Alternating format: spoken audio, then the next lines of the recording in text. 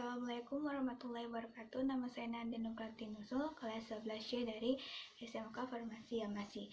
Di sini saya akan menjelaskan tentang pelajaran ilmu resep dan tentang larutan. Materi pertama, solution. Larutan adalah sediaan cair yang mengandung satu atau lebih zat kimia yang terlarut. Misal, terdispersi secara molekular dalam pelarut yang sesuai atau campuran pelarut yang saling bercampur.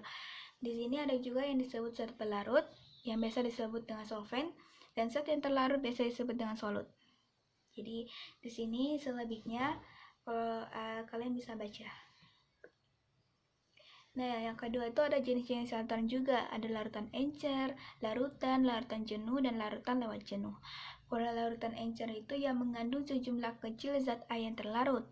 Kalau larutan itu yang mengandung sejumlah besar zat air yang terlarut. Kalau larutan jenuh yang mengandung jumlah maksimum zat A yang dapat larut dalam air pada tekanan dan temperatur tertentu. Larutan lewat jenuh, larutan yang mengandung jumlah zat A yang terlarut melebihi batas kelarutannya di dalam air pada temperatur tertentu.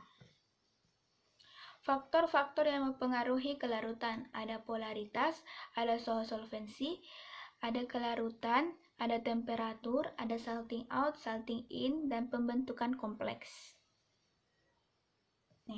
Polaritas itu kelarutan suatu zat yang memenuhi aturan like dissolved like. Artinya, solut yang polar akan larut dalam solvent yang polar, solut yang non-polar akan larut dalam solvent yang bersifat non-polar. Jadi di sini ada juga contoh-contohnya seperti garam anorganik larut dalam air, alkaloid basa larut dalam kloroform. Ada solvensi. Solvensi adalah peristiwa kenaikan kelarutan suatu zat karena adanya penambahan pelarut lain atau modifikasi pelarut. Contohnya, luminal tidak larut dalam air, tapi larut dalam campuran air gliserin. Yang ketiga, kelarutan. Kelarutan zat anorganik yang digunakan dalam farmasi umumnya itu ada larut dalam air, ada tidak larut dalam air. Jadi di sini kalian bisa lihat ada dua, ada yang bisa larut dalam air, ada yang tidak larut dalam air. Jadi kalian bisa baca. Yang keempat, temperatur. Temperatur zat padat pada umumnya bertambah larut bila suhunya dinaikkan zat tersebut yang bersifat endoterm. Jadi di temperatur itu ada yang endoterm, ada eksoterm. Endoterm itu proses kelarutannya membutuhkan panas. Oleh eksoterm itu kelarutannya itu menghasilkan panas. Jadi endoterm itu membutuhkan panas, eksoterm itu menghasilkan panas. Salting out, peristiwa adanya zat terlarut yang tertentu yang mempunyai kelarutan besar dibanding zat utama akan menyebabkan penurunan kelarutan zat utama atau terbentuknya endapan karena ada reaksi kimia. Contohnya itu seperti kelarutan minyak sirih dalam air. Ada salting in, peristiwa bertambahnya kelarutan dari suatu senyawa organik dengan penambahan suatu garam dalam larutannya. Contohnya itu seperti riboflavin. Kalian bisa baca di sini, riboflavin tidak larut dalam air tetapi larut dalam larutan yang mengandung nikotamidum karena terjadi penggaraman riboflavin plus atau tambah basa NH4. Yang ketujuh ada pembentukan kompleks. Pembentukan kompleks peristiwa terjadinya interaksi antara senyawa tak larut dan zat yang larut dengan membentuk garam kompleks. Seperti contohnya iodium larut dalam Ki atau NaL jenuh.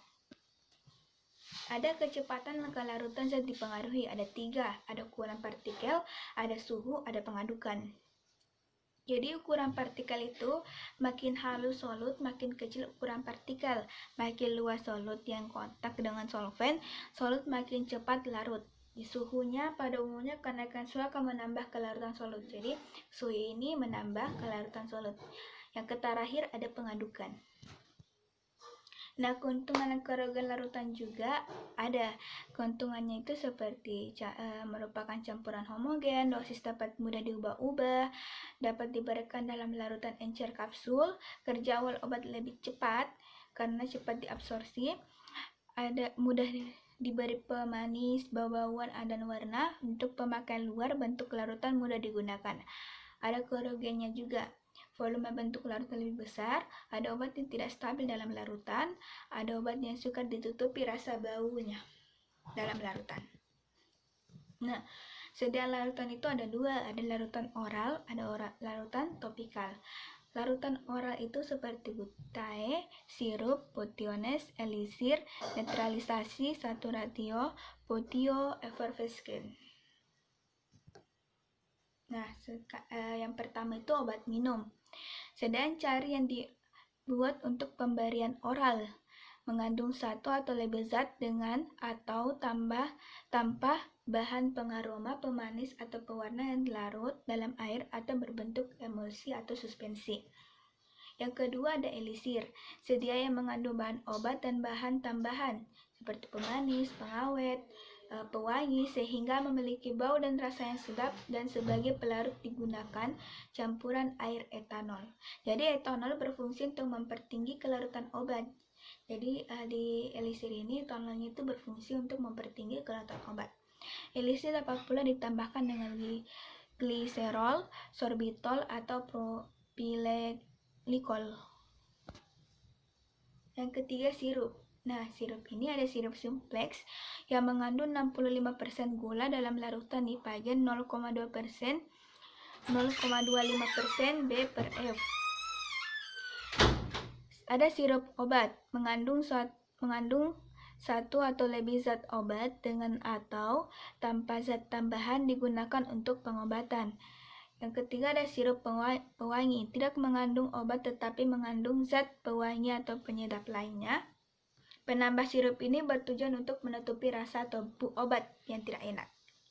Jadi sirup ini ada tiga ya, ada sirup simplex, sirup obat, ada sirup pewangi. Yang keempat ada netralisasi, obat minum yang dibuat dengan mencampurkan bagian asam dan bagian basa sampai reaksi selesai dan larutan bersifat netral. Yang kelima ada saturatio, obat minum yang dibuat dengan mereaksikan asam dan basa, tetapi gas yang terjadi ditahan dalam wadah sehingga larutan jenuh dengan gas. Jadi ada pembuatannya juga. Jadi kalian bisa baca pembuatannya saturatio. Yang keenam ada potio-effervescent. Potio-effervescent ini saturatio yang CO2-nya lewat jenuh. Jadi ada juga pembuatannya di sini. Langkah 1 dan langkah 2 sama dengan saturatio. Jadi sini. Ini. Jadi saturatio pembuatannya itu nomor 1 dan nomor 2 itu sama dengan potio-effervescent. Tapi ada juga hal-hal yang harus diperhatikan untuk sediaan saturatio dan potio-effervescent. Yang pertama, diberikan dalam botol yang kuat, berisi kira-kira 9 atau 10 bagian dan tertutup kedap dengan gabus atau karet yang rapat. Kemudian diikat dengan sampaknya knop. Jadi potio dan saturatio itu harus ditutup rapat ya. Dan tidak boleh mengandung bahan obat yang sukar larut karena tidak boleh dikocok. Pengocokan menyebabkan botol pecah karena botol berisi gas dalam jumlah besar. Jadi kalau kalian membuat potio-effervescent atau saturatio, kalian harus memperhatikan dua ini. Nah, penambah bahan-bahan potio. Sini ada zat yang dilarutkan dalam bagian asam. Jadi di sini ada zat yang dilarutkan dalam bagian asam. Ada zat netral dalam jumlah yang kecil.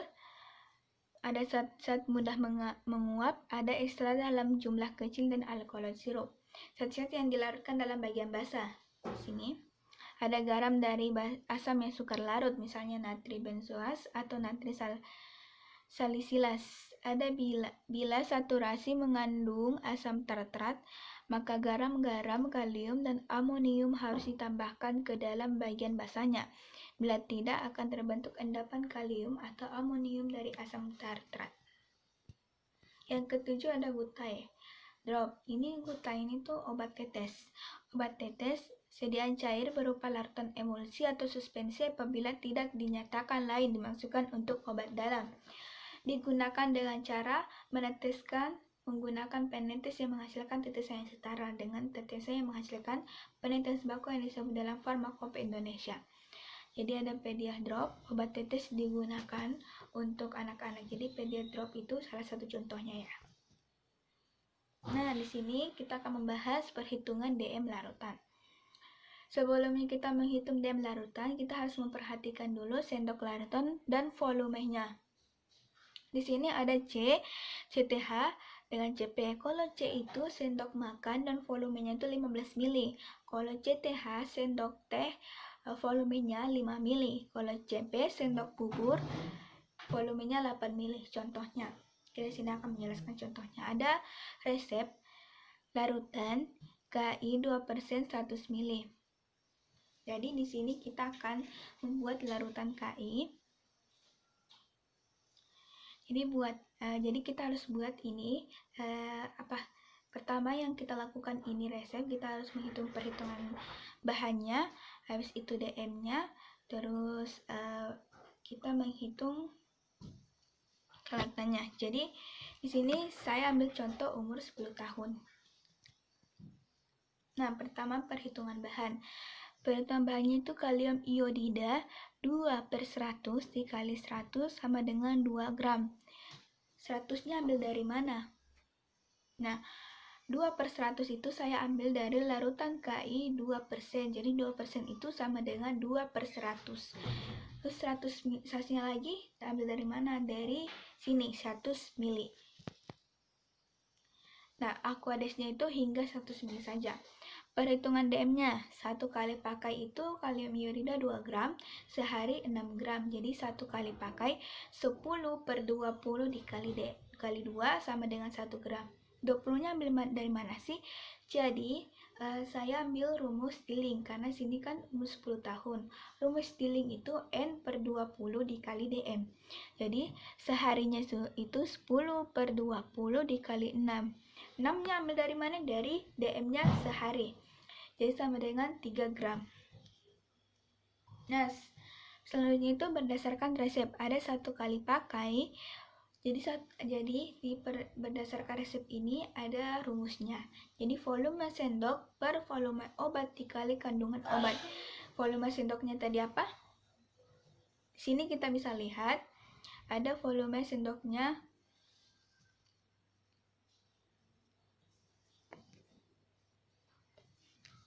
C. Jadi di sini volume sendoknya di sini C. Kalian lihat di sini. Tandailah 3 kali sehari 1 sendok makan. Jadi 1 sendok makan itu 15 ml. Nah, di sini 15 ml per 100 ml. 100 ml itu ambil dari mana? Dari volume obatnya yang diresep tadi. Dikali kandungan obat. Kandungan obat itu dari mana? Dari perhitungan bahan tadi dalam kalium iodida. Persennya, jadi 15 dibagi 100 ml dikali 2 itu sama dengan 0,3 gram, lebih kecil dari 1 gram. 1 gram ambil dari mana? Dari perhitungan umur tadi yang 1 kali pakai, yang itu 1 gram. Nah, habis itu kita hitung persennya. 0,3 per 1 dikali 100 sama dengan 30%, lebih kecil dari 100%. Nah, ini tidak overdosis ya. Jadi sehari, kita lanjut lagi seharinya 3. Dari mana dapat 3? Jadi saya tadi udah sebutkan di sini, tandailah 3 kali. 3 kali berarti seharinya dulu di sini 3 dikali 0,3. 0,3 ambil dari mana? Dari sini. Dari 0,3 dibagi 1 per 1. Jadi 3 dikali 0,3 sama dengan 0,9, lebih kecil dari 3 gram. 3 gram ambil dari mana? Dari perhitungan umur tadi. Jadi 0,9 per 3 dikali 100% sama dengan 30%, lebih kecil dari 100%. Jadi di sini perhitungan dosisnya itu tidak overdosis, jadi bisa kita gunakan. Selanjutnya ada larutan topikal. Topikal itu digunakan di bagian luar ya. Kalau oral tadi bagian dalam. Jadi kolirum, ada gutai ada gutae, ada gargarisma, ada litus oris, ada gutae oris, ada gutae nasales, ada gutae auriculares, ada inhalationes, ada lavement, ada dose, ada epitema obat kompres. Yang pertama kolirum. Kolirum ini sediaan berupa latan steril, jernih, bebas zara asing, isotonis, digunakan untuk membersihkan mata, dapat ditambahkan zat dabar dan zat pengawet. Jadi pada etiket kalau kita membuat sediaan kolirum, kita harus membuat etiket obat cuci mata.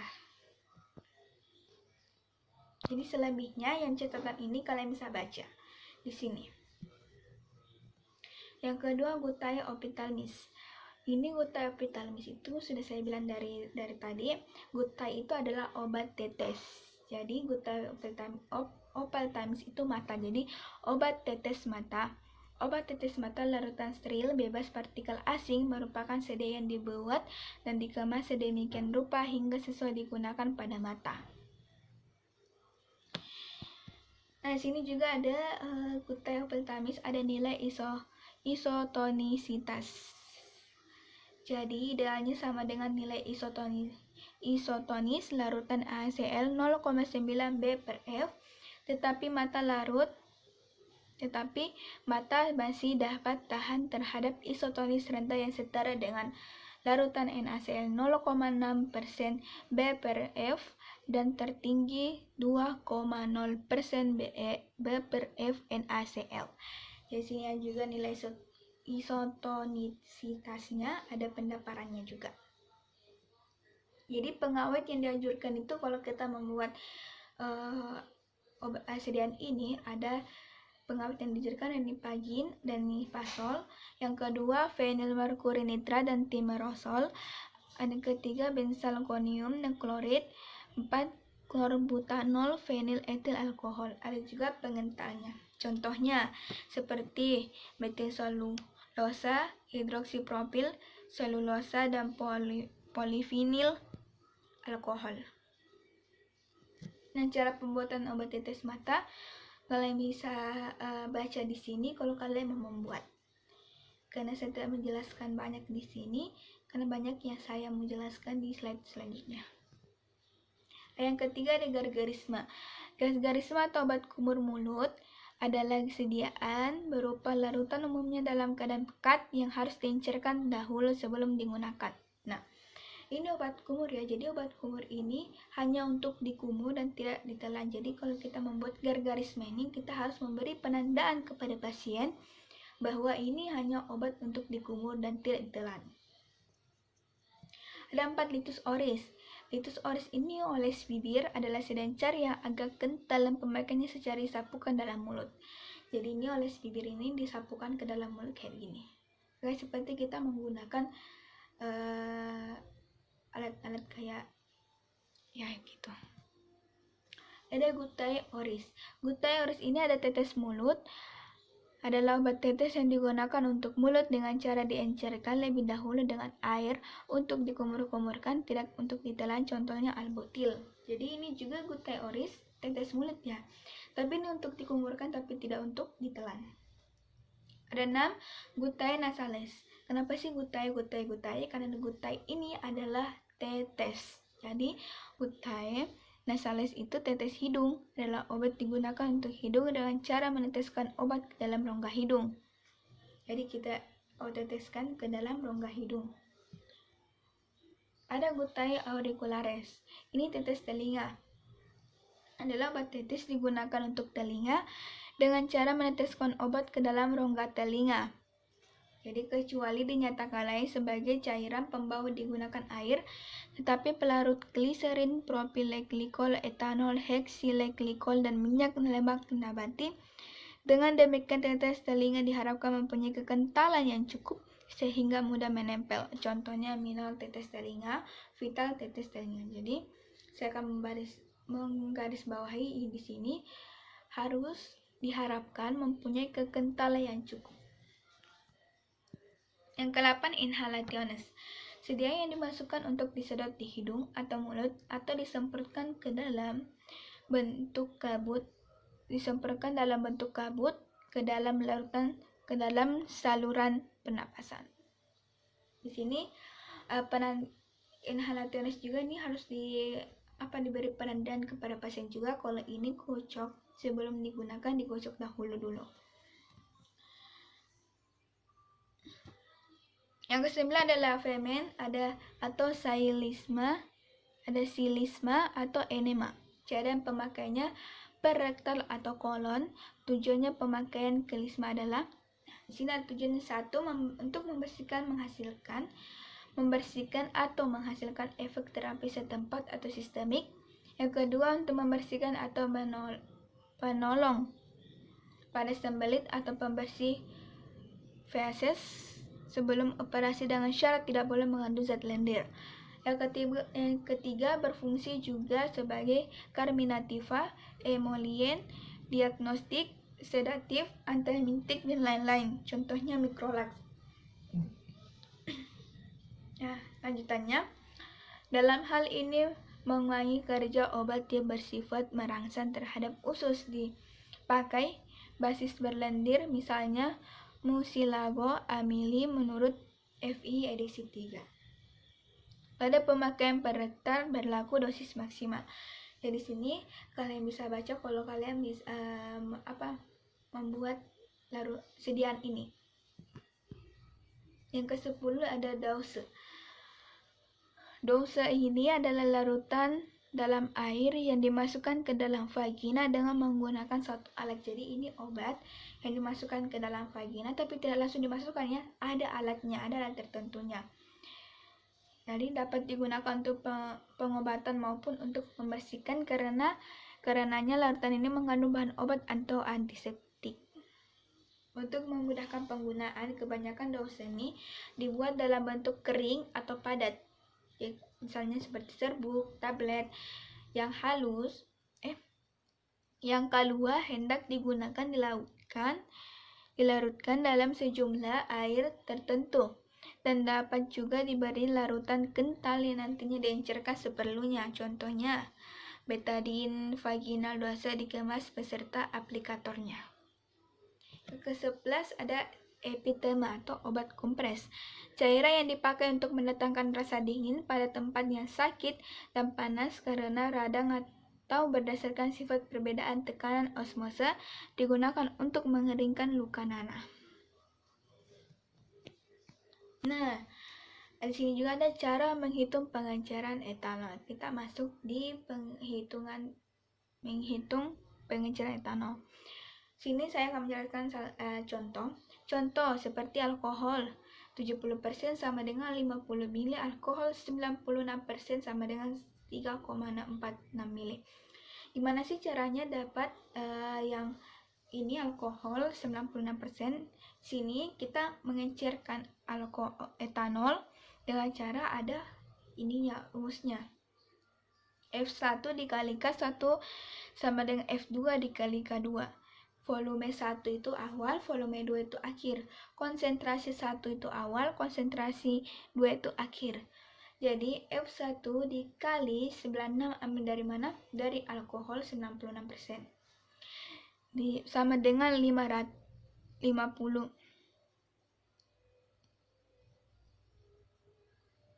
Sama dengan 500 dikali 70.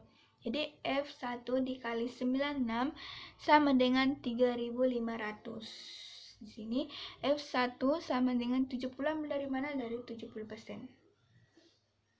F1 sama dengan 3500 per 96. F1 sama dengan 364,6. Jadi 3500 dibagi 96 hasilnya 364,6. Ya di sini jadi alkohol 96% itu sama dengan 364,6 ml. Nah, selanjutnya ada resep kedua. Itu contohnya di sini ada resep defihindramin HCl 12,5 mg, ada etanolom 750, ada sirup simplex 1,75 ml, ada CCO, ada kuis secukupnya saja, Aquades 5 ad 5 mili. Nah, pertama kita menghitung perhitungan bahannya. Devihidramin 100 dibagi 5. 100-nya ambil dari mana? Dari elisir. Di sini ada tertulis elisir 100 mili. 100 mili. 5-nya ambil dari mana? Dari CTH. Jadi volume sendoknya. Di sini kan ada CTH tertulis. CTH tadi apa? Sendok teh, ya, sendok teh yang volumenya itu 5 mili. Dikali 12,5. 12,5 itu ambil dari mana? Dari resepnya. Yang lainnya juga begitu, sama dengan etanolom. Sirup sumplex juga sama. CCO sama dengan QS. Dan selanjutnya saya akan menjelaskan perhitungan CCO. Perhitungan CCO-nya F1 dikali K1 sama dengan F2 dikali K2. 100 dikali 0,01 sama dengan F2 dikali 5. 1 sama dengan F2 dikali 5. F2 dikali 5 itu dikasih pindah, jadi sama dengan 1. Jadi F2 sama dengan 1 dibagi 5 sama dengan 0,2 mili. Selanjutnya saya akan menjelaskan tetes percobaan. Tetes percobaannya itu ada, tapi di sini saya menjelaskan tidak selamanya tetes percobaannya itu 30 tetes. Bisa juga 20 tetes, 10 tetes, 60 tetes. Terserah kalian yang mengukur. Jadi di situ 30. Kalau semua sudah dapat tetesnya ditambah, jadi saya sini kebetulan dapat 30 tetes, jadi ditambah 90 tetes, jadi 90 tetes 90 dibagi 3 sama dengan 30 tetes, jadi 0,2 mili dikali 30 tetes sama dengan 6 tetes. Nah, hitungan farmasi. Selanjutnya ada hitungan farmasi juga. Hitungan farmasi itu ada 3. Ada 1% bobot per bobot, ada 2% bobot per volume, ada 3% volume per volume. Jadi kalian bisa baca di sini. Ini berdasarkan farmakopeia edisi 4. Ketentuannya, larutan pernyataan persen tanpa penjelasan lebih lanjut untuk campuran padat atau setengah padat.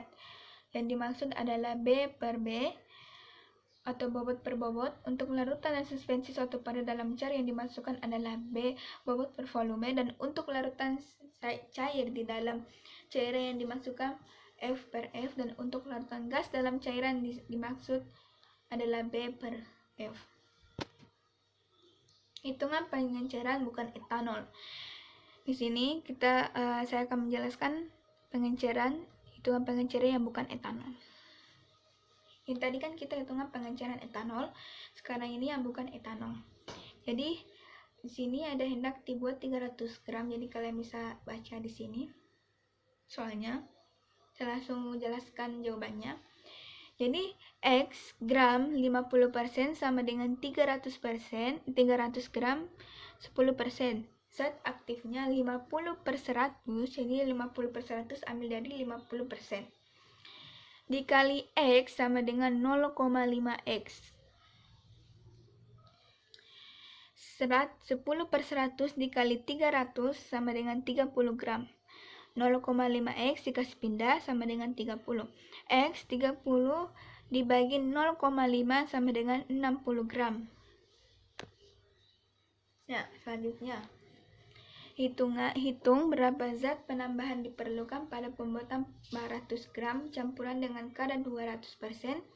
Bila yang tersedia 200 gram zat 25% dan zat 5% yang belum diketahui jumlahnya. Jadi saya akan menjelaskan. X dikali 15% ditambah 200 kali 25% per 4 sama dengan 400 dikali 20%.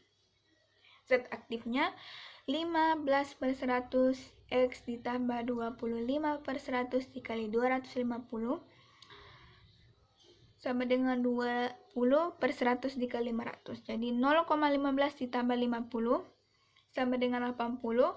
0,15 ambil dari mana? Dari 15/100.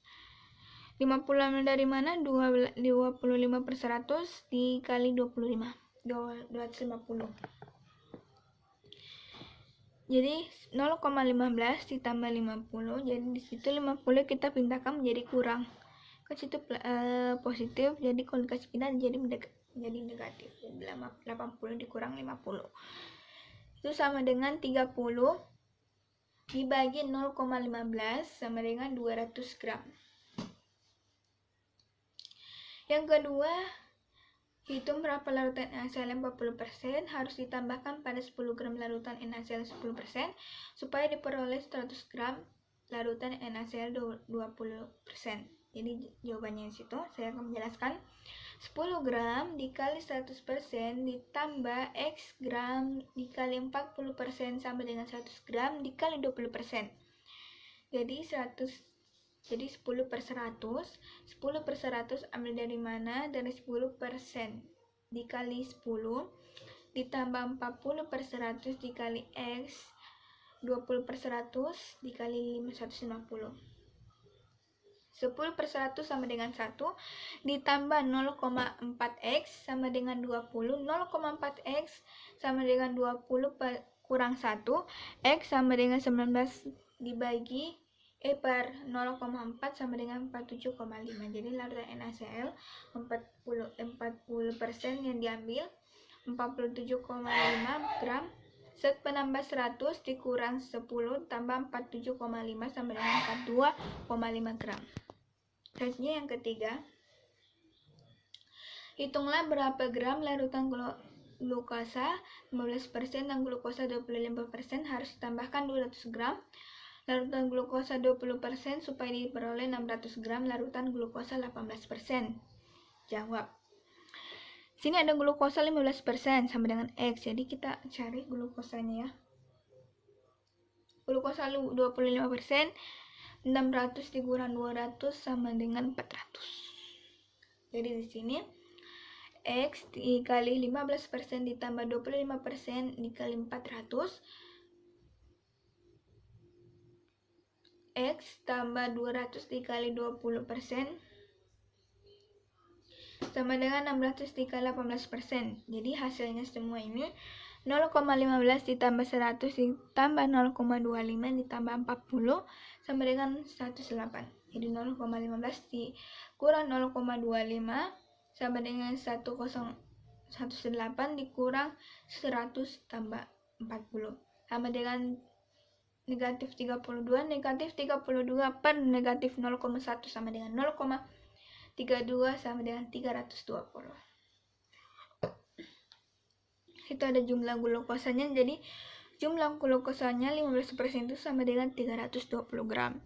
Jumlah glukosa 25%, 400 dikurang 320 sama dengan 80 gram. Nah, yang keempat, 50 gram alkaloid peladon dicampur 1 gram ekstra beladon yang mengandung 1,5%. Alkaloid beladon berapa gram campuran ekstra beladon 1,3% yang diperoleh dan berapa gram zat penambahnya? Jawabannya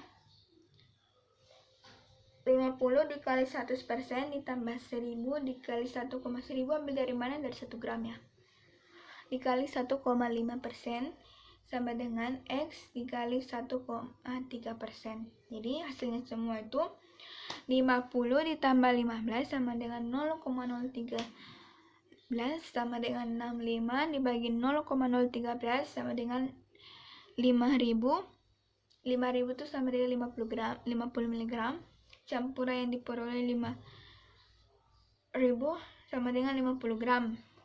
Zat penambah 5000 kurang 1000 ditambah 50 sama dengan 3950 sama dengan 3,95 gram. Nah, selanjutnya ada hitungan farmasi untuk etanol, yaitu mengubah atau mengencerkan kadar etanol yang lebih tinggi menjadi kadar yang lebih rendah. Di sini ada satu, perlu diketahui bahwa apabila kita mencampurkan dua larutan yang berbeda berat jenisnya, termasuk etanol atau spiritur, yang akan terjadi penyesuaian volumenya disebut dengan kontraksi. Volume yang disebut dengan kontraksi itu yang ya.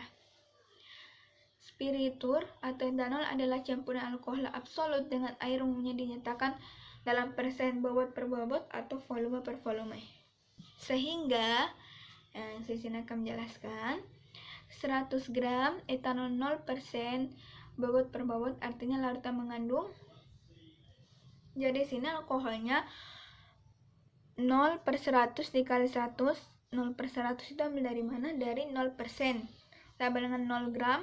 Jadi air 100 gram dikurang 0 sama dengan 100 gram. Yang kedua, 200 cc etanol 70% volume.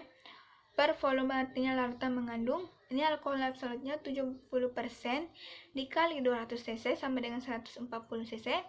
Air bukan 200 cc dikurang 140 sama dengan 60 cc, tetapi lebih besar dari 60 cc. Jadi hal ini dapat dihitung.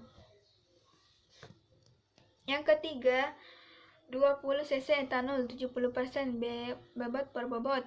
Jumlah alkohol absolut tidak bisa dihitung. Di sini kita harus sejeniskan terlebih dahulu. Untuk mengetahuinya dapat dipergunakan tabel pada Pharmacopoeia edisi 4. Jadi di sini kita melihat tabel Pharmacopoeia edisi 4. Sini etanol 70% bobot per bobot sama dengan etanol 76,90% sama dengan BEJ itu 0,8658. Volume larutannya itu 200 cc. Itu 200 ya, bukan 20. Yang itu 200 cc etanol. Itu 200 ya. Alkohol absolutnya 76,91 per 100 dikali 200 cc sama dengan 153,82 cc. Jadi 76,91 per 100 diambil dari 76,91%. Berat larutan 0,8658 dikali 200 cc sama dengan 173,16 gram. Alkohol absolutnya 70%. 70 per 100 dikali 173,16 sama dengan 121,21 gram. Berat airnya 173,16 gram dikurang 121,12 gram sama dengan 51,95 gram. Nah, nomor 4 ada 500 gram etanol 95%. Bobot per bobot berapa cc dan gram alkohol absolutnya jawab. Jadi di sini yang dilihat berdasarkan tabel Pharmacopoeia edisi 4 ya. Alkohol absolutnya 95 per 100 dikali 500 gram dan 47,5 gram. 95% dikali bobot per bobot 96,7%. Volume per volume sama dengan BJ 0,8020. Sini 500 dibagi 0,8020 sama dengan 623,4 cc. Jadi alkohol absolutnya 96,79 per 100 dikali 623,44 sama dengan 603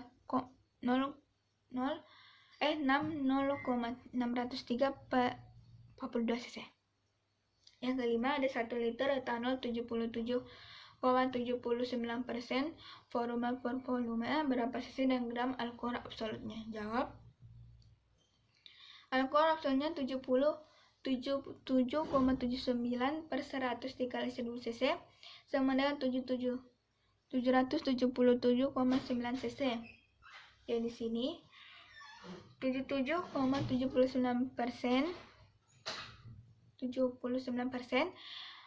volume per volume jadi itu sama dengan 7%. 71%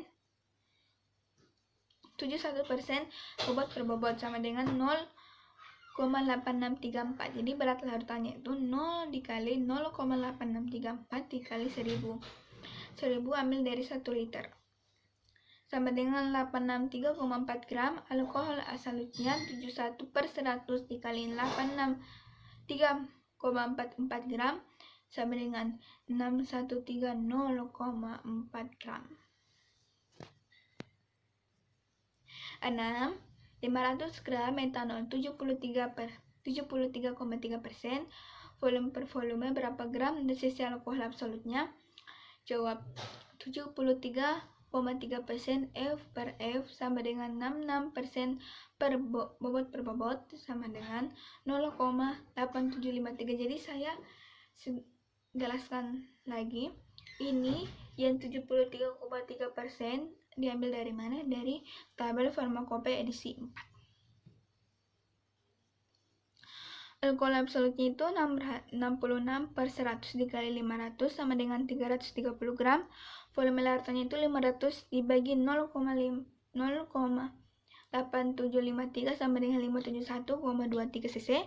Alkohol absolutnya 73,3% per 100 dikali 571,3 cc sama dengan 418,71 cc. 7. 1 liter etanol 57%. Bobot per bobot berapa cc dan gram alkohol absolutnya? Jawab. Sini 57% bobot per bobot sama dengan 64,8% volume per volume sama dengan 0,894. Ada alkohol absolutnya 64,8 per 100 dikali 1000 cc sama dengan 648 cc. Berat larutannya itu 1000 dikali 0,8964 sama dengan 896,4 gram. Alkohol absolutnya 57% dikali 896,4 896,4 sama dengan 510,95 gram.